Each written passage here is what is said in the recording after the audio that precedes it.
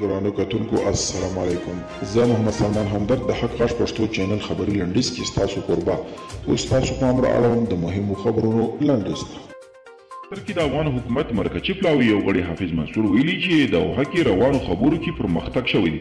نو موږ ویلي دواړو خواو د خبرو پر کړندلاره سلا شوي دي او د ولسمشرۍ مړی مخالفت دا بهیر نشي درولی ځکه چې د ده په خبره نړیوالې ټولنې په دې برخه کې هوکړه کړې ده.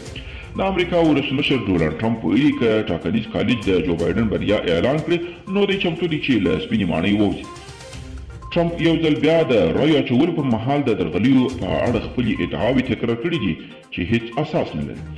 د جرمني د پوځ یوې چارواکي ایوا هوګل له افغانستان د امریکایي پوځیانو د وتلو په اړه د امریکا اوسنی ولسمشر ډونالډ ټرمپ د ادارې د پلان پر وړاندې خبرداری ورکړ.